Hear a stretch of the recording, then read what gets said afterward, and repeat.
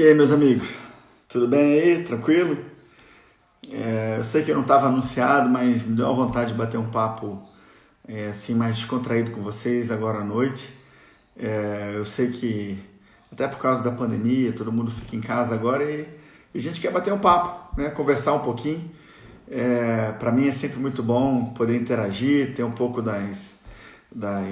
feedback de vocês aí sobre o nosso trabalho e também fazer algumas avaliações aqui sobre o que a gente está vivendo hoje em dia no Brasil. Então, muito obrigado pela presença de todos vocês aqui, do Marcos, do Alessandro, da Eliana, do Leonardo, né, do Rodrigo, do pastor, da pastora Dirce, do Ângelo, da André Cristal, muito obrigado aí pela presença, né, apoiadores do Devanir. O Devanir está fazendo excepcional trabalho lá em Cidade Ocidental. Muito obrigado aí, Deva, pela presença, pela Célia.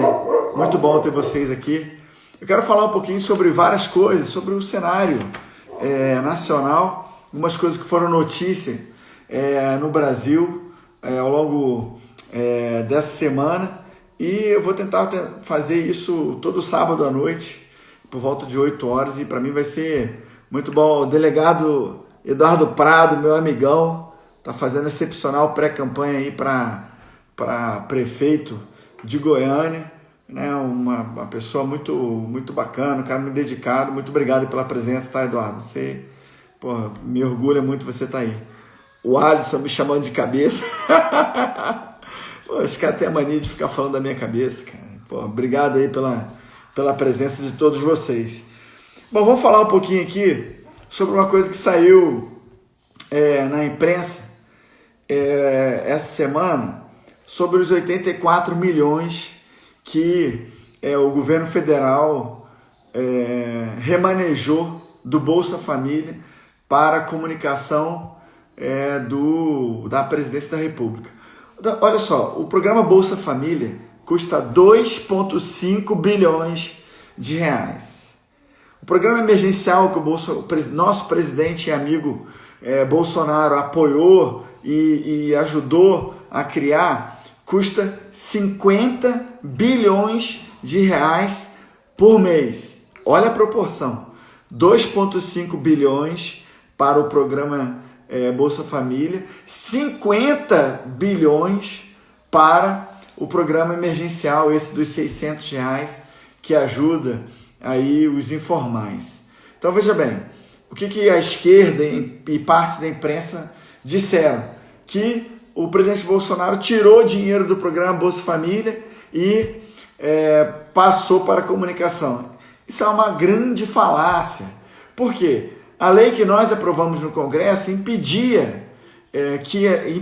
na verdade, que as pessoas que recebem Bolsa Família recebam em duplicidade os valores do auxílio emergencial. Não pode receber ao mesmo tempo. Então, o que acontece? Elas optaram, e 95% das pessoas que recebem Bolsa Família optaram em abril por receber o auxílio emergencial porque era mais vantajoso. Então, aquilo que era 2,5 bilhões por mês do Bolsa Família se tornou 113 milhões. Por quê? 95% das famílias receberam de que maneira? Receberam por meio do auxílio emergencial. Qual que é a manchete da imprensa? Bolsonaro tira dinheiro da Bolsa Família e coloca na comunicação. Isso é uma mentira, uma falácia. Imagina, se era 2,5 bilhões e foram gastos somente 113 milhões, é lógico que sobraram aí quase mais de 2 bilhões, mais de 2,3 bilhões de reais daquela rubrica específica lá voltada para o Bolsa Família e que tem que ser utilizada em outro lugar em prol da população brasileira. E a SECOM, a Secretaria de Comunicação do nosso governo, ao contrário do que era em outros governos, ela utiliza o dinheiro para informar você, a mim e a todos os brasileiros daquilo que o governo federal está fazendo, para falar sobre as ações do Covid, para falar sobre de que maneira os informais podem receber auxílio emergencial, os trabalhadores formais podem fazer acordos para poder reduzir a jornada de trabalho e não perder os seus empregos, para poder, de repente, ter a suspensão do contrato de trabalho sem perder o emprego, ganhando o seguro-desemprego. Então, vejam que é importante que haja recursos para que nós todos fiquemos informados sobre o que o governo federal está fazendo. Então, olha só, imagina o seguinte, todo mês o nosso presidente Bolsonaro, né, está dando para as pessoas mais pobres do Brasil 50 bilhões e eles estão falando de 84 milhões de reais para a SECOM. Vamos reduzir isso para a gente poder ter uma noção da ordem de grandeza? Divide tudo por 1 milhão. É como se o presidente Bolsonaro desse para os mais pobres 50 mil. E sabe de quanto eles estão falando?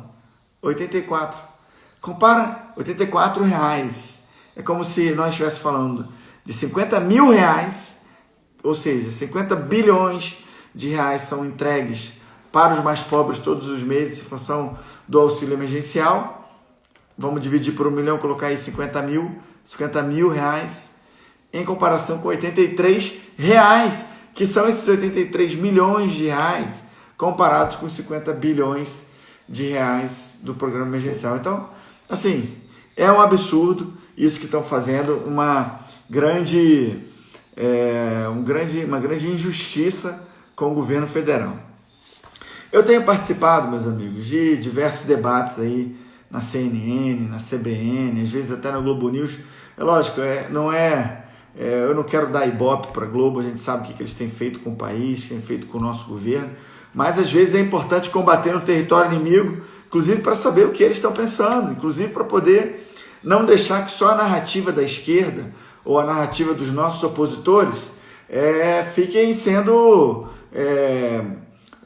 expostas, as narrativas fiquem sendo expostas em detrimento das pessoas que apoiam o nosso governo. Então eu já debati com o governador Flávio Dino, debati com a Gleisi Hoffmann, com o presidente do PSOL ontem, com o Molon várias vezes, que hoje é o líder do PSB, com o Marcelo Ramos do PL, mas que tem adotado posturas muito próximas da esquerda. Ele tem uma origem também lá no PCdoB, né? Então foram debates que eu espero que vocês tenham gostado, e a minha intenção é sempre ressaltar, né, aquilo que os governos petistas fizeram com o nosso país, que eles destruíram a nossa economia, destroçaram as nossas estatais, lotearam todos os ministérios. Os governos petistas criaram um verdadeiro esquema de compra de votos no Congresso Nacional, que foi chamado de mensalão, depois veio o petrolão. Então é importante que isso fique claro, que isso fique cada vez mais claro para toda a população brasileira. A gente não pode se esquecer disso nunca. Bom, eu quero falar também sobre as ações do governo federal. Queria mandar um abraço aí para Rio Verde, Jataí. O Oswaldo Santos aí de Rio Verde está mandando um abraço aqui. Queria mandar um abraço para todos vocês. Tenho um grande abraço, tenho grande admiração e carinho pela cidade de Jataí, que inclusive faz aniversário no mesmo dia que eu. Então, parabéns, Jataí, pelos 125 anos que completou agora no domingo. Para mim é uma grande satisfação poder interagir com o Gilberto, com o Vitor, com o Calef, e com todos vocês que estão aí em Jataí. Cidade para mim muito importante. Eu queria falar também que o governo federal fez mais de 600 ações normativas, executivas, interministeriais, ministeriais, para salvaguardar vidas e proteger os empregos dos brasileiros. Essa é a nossa missão, a missão do governo Bolsonaro. Eu vejo que tem gente até do Maranhão aqui, né? A Rossane Lima, muito obrigado pela presença. Obrigado pela presença da Coral Zoe. Eu vou dar um pulo em Rio Verde, certamente. Um abraço para Londrina, aí no Paraná. A Eliane está aqui com a gente. O Paulo, muito obrigado, Paulo, pelo elogio aí em relação ao trabalho na liderança do governo. Vou falar um pouquinho aqui sobre a liderança do governo para vocês também. É um grande prazer ter todos vocês aqui. Morada Nova Ceará, do Pablo Dias, obrigado aí pela presença. Um abraço aí para João Pessoa, na Paraíba. Pô, o Brasil todo está aqui, realmente. Muito obrigado aí. Opa, olha aí, a Dane Nunes também faz aniversário no dia 31 de maio. Parabéns, Dane, parabéns aí, tá? Vocês sabem essa questão do dia 31 de maio? Procura aí, eu não sei se, eu não tenho, sou católico, assim como o nosso presidente, mas às vezes pesquisa na internet aí para saber. Tem algumas coisas que dizem que as pessoas que nascem em determinados dias têm algum anjo protetor, né, um anjo da guarda que toma conta. Pesquisa aí, você que está assistindo, sobre quem é o anjo da guarda de quem nasce no dia 31 de maio. Vocês vão se surpreender. Pesquisa aí, e se alguém tiver, a Dene pode pesquisar, se você não souber, Dene, pesquisa aí e manda aqui nos comentários, vai ser muito bom. Ó, a Melissa, de Niterói, a Melissa, minha amiga de infância, foi aluna comigo lá no Colégio São Vicente de Paulo. Muito feliz de ter você aqui, Melissa, tenho um grande carinho por você, né? Felicidade, sucesso sempre aí, uma competente dentista, tenho certeza absoluta que está fazendo sucesso aí em Niterói. E Niterói para mim é a minha casa, né? Eu nasci em Salvador, fui criado no Rio de Janeiro, em Niterói, ali na Travessa Capitão Zeferino, entre a Presidente Bacher e a Lopes Trovão, e também entre a Gavião Peixoto e a Tavares Macedo, estudando ali no São Vicente de Paulo. Estudei no Abel também, para mim é uma grande satisfação ver niteroenses aqui, de modo especial a Melissa, que é uma grande amiga. Queria mandar um abraço aí pro A Verdade em Pauta, Salvador, Bahia. Obrigado aí, eu que nasci em Salvador tenho grande. Mandar um abraço para todos os guardas municipais do Brasil. Eu mandei R$1.200.000 para as guardas municipais aqui de Goiás. Fazem um trabalho excepcional. Para mim é muito bom poder interagir. E vamos mandar mais recursos agora, hein, para as guardas municipais daqueles municípios para os quais eu ainda não mandei. Nós estamos trabalhando com a nossa equipe aí para isso. Tá? Muito obrigado aí, o pessoal da Paraíba, o Pedro, o Igor Tavares está aqui. Pô, muito obrigado aí pela confiança, pela amizade. Né? Sertão da Bahia, olha aí, Sebastião está morando em São Paulo agora, mas é do Sertão da Bahia. Parabéns aí pelo trabalho, obrigado. Olha aí, Cantinho da Gisele. Gisele está falando que é católica, acredita nos anjos. Obrigado aí, muito obrigado. Meus amigos, deixa eu falar aqui um pouquinho sobre as ações do governo, como eu estava dizendo. O governo federal fez mais de 600 ações, já anunciou mais de 1,8 trilhão para esses dois objetivos que eu falei aqui, salvar vidas e preservar os empregos dos brasileiros. Então, muita gente fala, não, mas o presidente é indiferente às mortes. Isso é a parte da imprensa querendo agredir o nosso presidente, querendo agredir o nosso governo. O presidente, em todas as manifestações, todas as conversas que eu tive com ele, sempre externou pesar pelas famílias que perderam entes queridos ao longo dessa batalha que nós estamos travando contra o Covid-19, mas a gente não pode esperar de um presidente que é um capitão de artilharia formado na Academia Militar das Agulhas Negras, que ele seja uma pessoa que vai, vamos dizer assim, que vai desanimar diante de um obstáculo. Então, acho que ele quer transmitir para a gente, para todo o Brasil, e isso é importante que o presidente faça, o ânimo para que a gente prossiga. Nós vamos prosseguir, nós vamos superar essa crise do Covid-19, vamos prosseguir, não precisamos de tomar a agenda das reformas estruturantes do nosso país, como a reforma tributária, a reforma administrativa, a PEC emergencial, a revisão dos fundos. Imagine vocês que nós temos mais de 200 fundos no Brasil, represando mais de 220 bilhões de reais, e nós precisamos usar esse dinheiro em prol da população brasileira. É importantíssimo que a gente faça isso. A Gisele dizendo que é amiga do Freitas. O Freitas é um grande amigo meu, também tem me ajudado muito aí na nossa equipe, me ajudou durante a pré-campanha, campanha, e agora aí como chefe do escritório de Goiânia, tem feito excepcional trabalho. Grande abraço aí para Chapadão do Céu, em Goiás. Muito obrigado aí pela presença.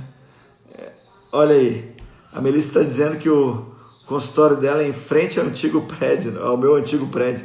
Caramba, que coisa boa, hein, Melissa? Parabéns aí pelo seu trabalho. A Capitão Zeferino é uma rua muito querida para mim, a travessa pequenininha ali, mas que marcou a minha infância aí. A Márcia também, dizendo que mora em Caraína, Miguel de Frias, perto do São Vicente. Olha aí que legal. Um beijo grande para você também, Márcia. Muito obrigado aí pela presença.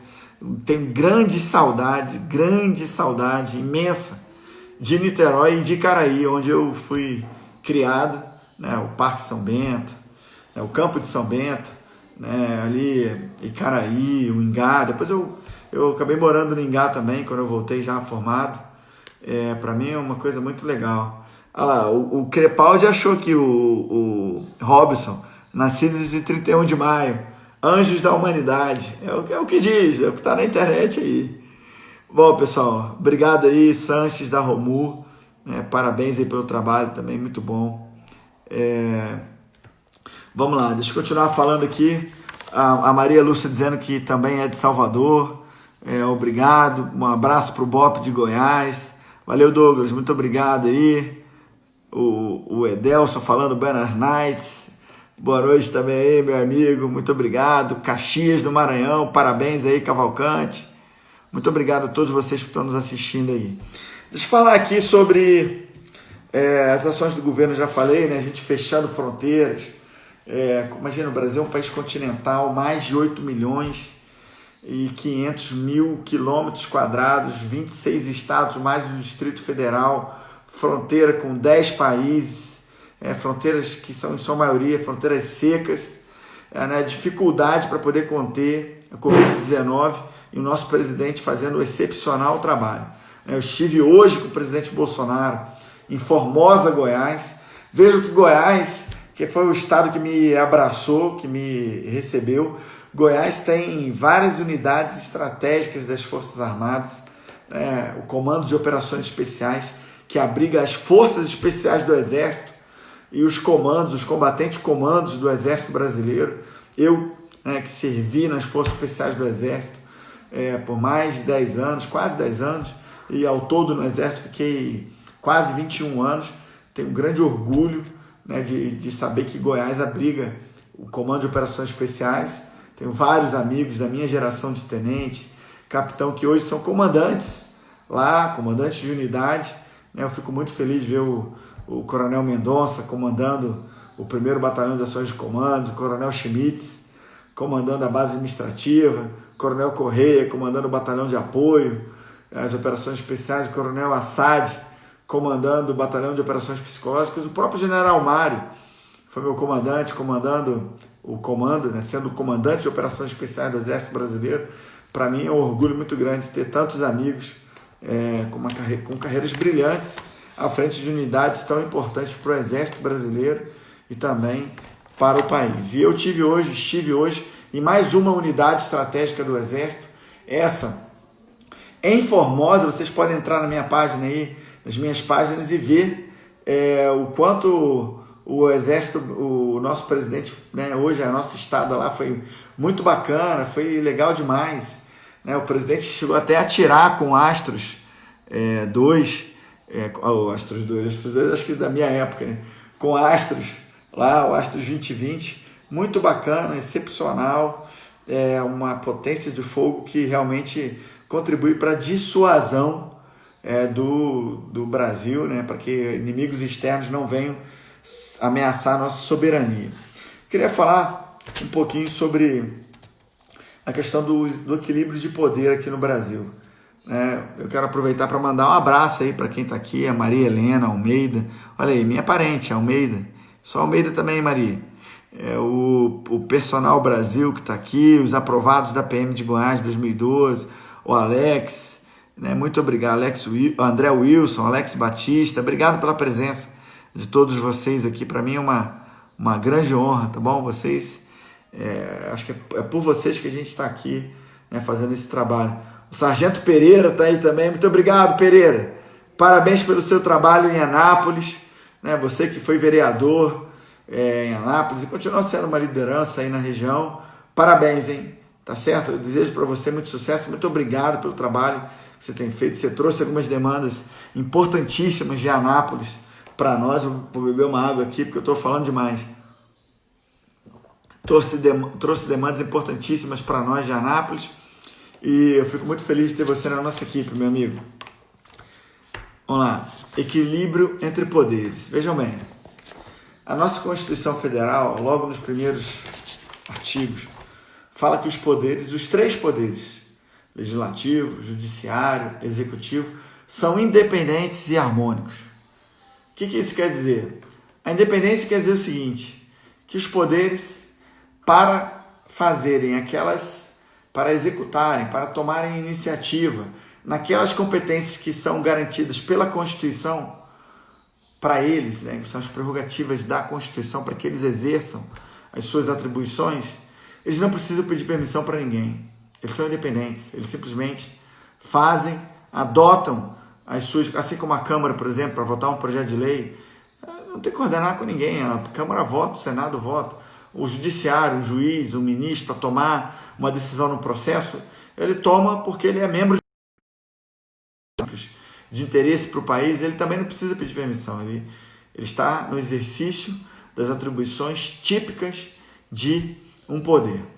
E a harmonia diz respeito ao tratamento cordial, ao respeito, também ao poder de autocontenção de cada poder em face das atribuições dos demais.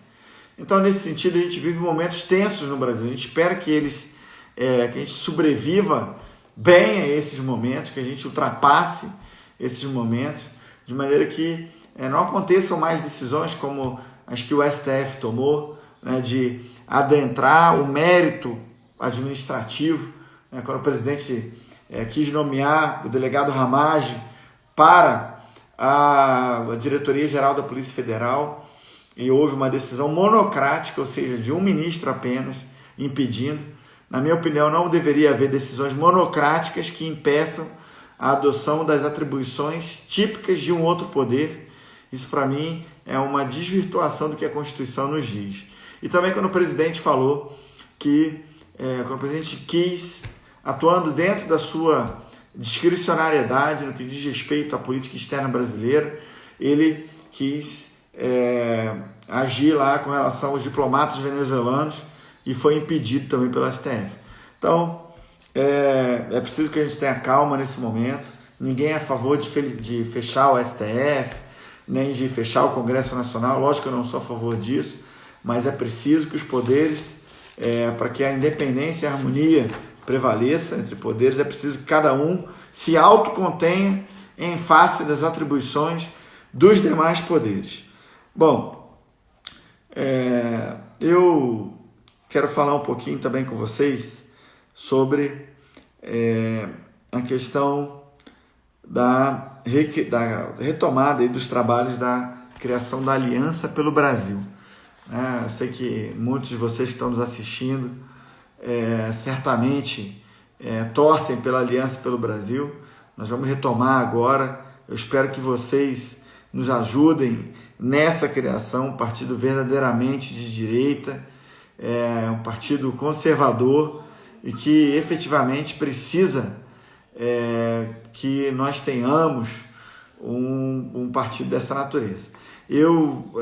Nós vamos retomar isso em Goiás e no Brasil inteiro, gravamos vídeos aí com o Eduardo Bolsonaro e nós contamos com a ajuda de vocês para essa criação, tá certo? Eu quero falar um pouquinho, eu vejo alguém aqui, por exemplo, o Jorcélio Ramos da Silva, falou aqui sobre as praças das Forças Armadas.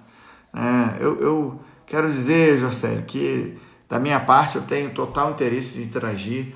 Nós já fizemos reuniões aí, fizemos uma reunião agora com a minha assessoria na liderança do governo, com vocês, e nós vamos ajudar, tá certo? Eu quero entender o problema com mais calma.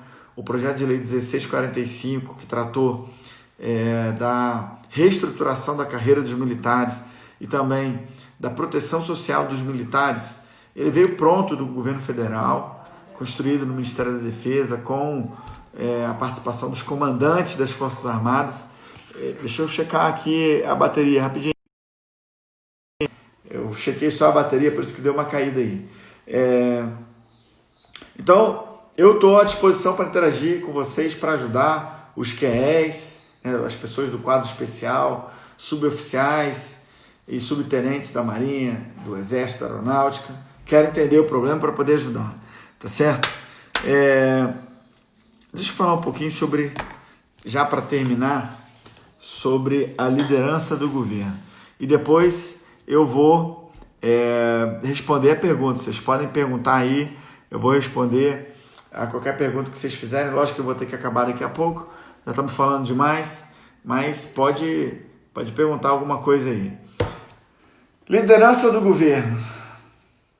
A liderança do governo, ela é um órgão, né, uma função, né, estratégica na Câmara dos Deputados para ajudar o governo federal a ver as suas teses, que elas prevaleçam dentro da Câmara dos Deputados. Agora imagina vocês, nós somos 513 deputados, 24 partidos políticos representados na Câmara. E esses deputados e esses partidos políticos têm a expectativa de interagir com os 22 ministérios que nós temos, também a partir da liderança do governo. Então é um trabalho muito difícil.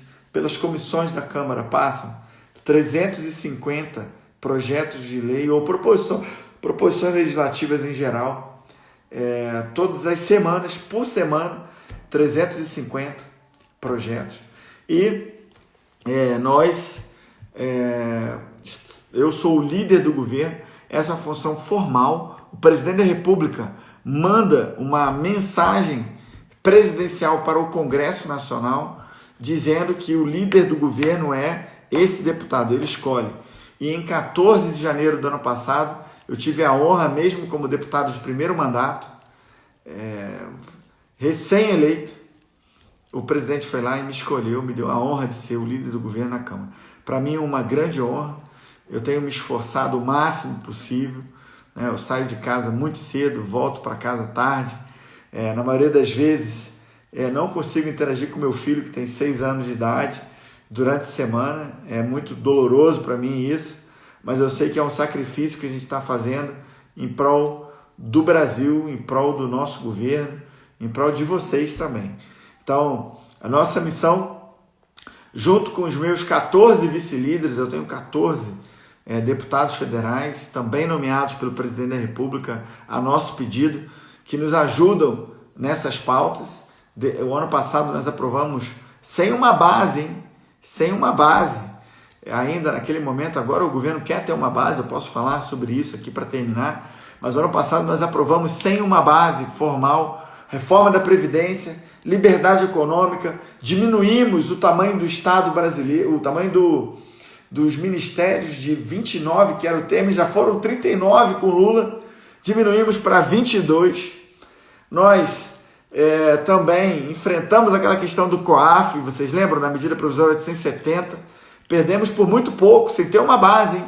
Perdemos por 18 votos, e nós também aprovamos aí o Acordo de Alcântara, aprovamos a medida provisória 871, que tem gerado economias enormes aí no combate às fraudes, no INSS, a reforma da Previdência, então, que eu falei aqui, mais de R$1 trilhão de economia. Imagina se nós não tivéssemos aprovado a reforma da Previdência, como nós estaríamos aqui. E olha o tamanho do desafio. Os governos petistas, mesmo com os esquemas criminosos que eles criaram para a compra de votos, não conseguiram aprovar uma reforma da Previdência tão profunda quanto o governo Bolsonaro, que é um governo honesto, que é um governo sério, conseguiu fazer sem base o ano passado.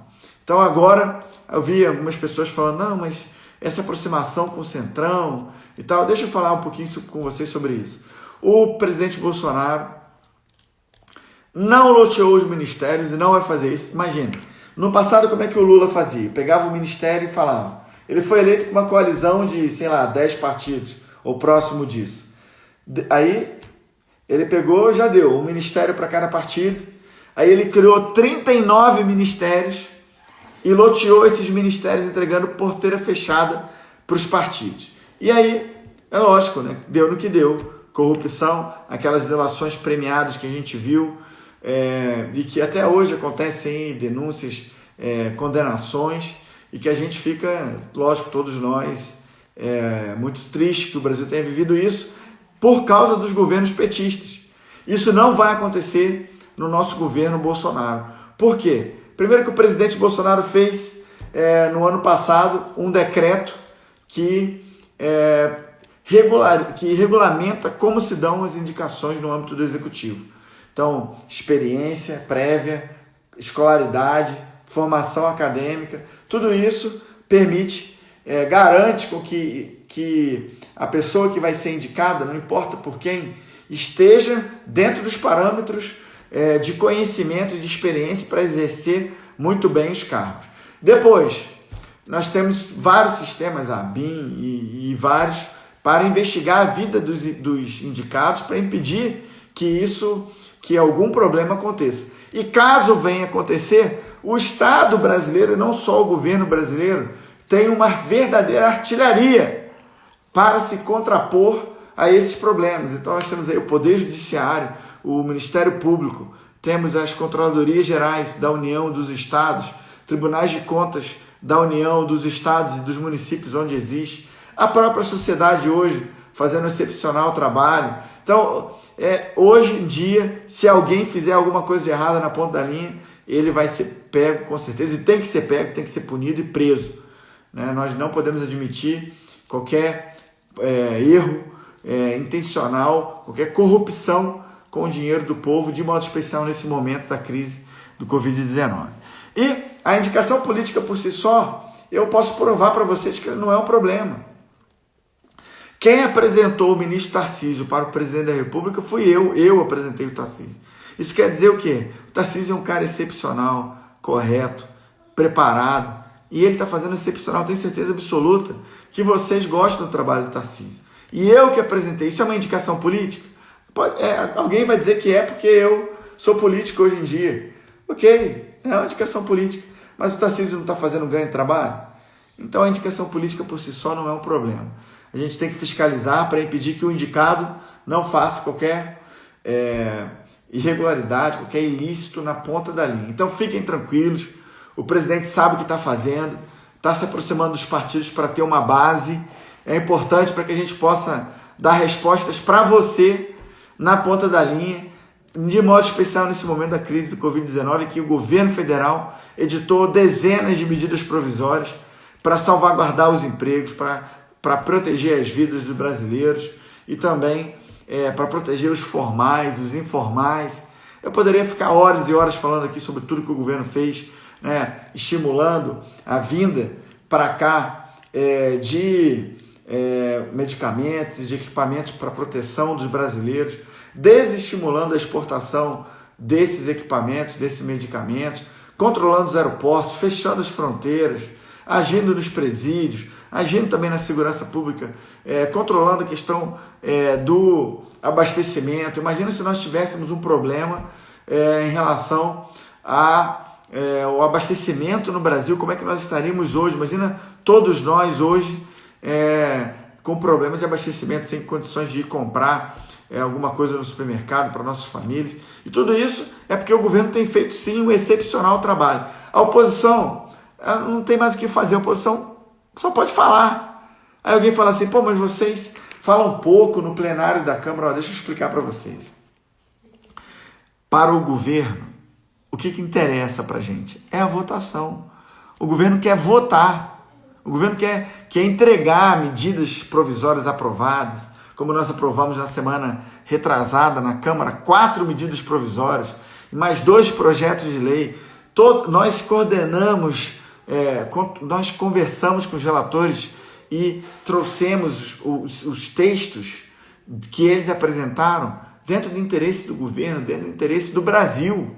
E nós aprovamos diante de um ano passado, vocês lembram? O quanto que as medidas provisórias caducavam. Era um cenário horrível. O presidente Rodrigo Maia deixava as medidas provisórias caducarem. E agora a gente está num momento diferente, em que a gente consegue aprovar, muitas vezes, numa mesma semana, 4 medidas provisórias. Então, isso é fruto do nosso trabalho, é fruto do trabalho do presidente Bolsonaro diretamente. É preciso que nós tenhamos uma base e nós vamos construir essa base para que a gente possa influenciar mais na pauta da Câmara, no ritmo de votação, para que você tenha uma resposta mais direta para a preservação das vidas dos brasileiros e dos nossos empregos. Então é isso. Falei, eu acho que quase tudo que eu tinha planejado aqui. A gente fica muito feliz que as máscaras estejam caindo, né? Assim como caiu em Goiás do delegado Valdir, né? O delegado Valdir, ele fez um trabalho muito ruim na liderança do PSL ano passado, chamou o presidente de vagabundo, falou que ia implodir o presidente. Vejam o tanto que era ruim para mim como líder do governo ter que lidar com o líder do PSL dessa maneira, né? Que não estava alinhado com o presidente. Realmente uma coisa, era um absurdo, mas eu tenho certeza que muitos daqueles que votaram no delegado Valdir se decepcionaram, aqueles que são de Goiás, que estão nos assistindo, se decepcionaram muito com ele, mas as próximas eleições estão vindo e cada um vai ter nas urnas o reconhecimento ou não reconhecimento do seu trabalho. Mesma coisa que tem acontecido com a Joyce também, né? A Joyce, que foi líder do governo no Congresso e que era um grande problema para nós. Ela não se continha dentro das suas atribuições. As medidas provisórias, por exemplo, era o trabalho dela. E a gente viu quantas medidas provisórias caducando ano passado.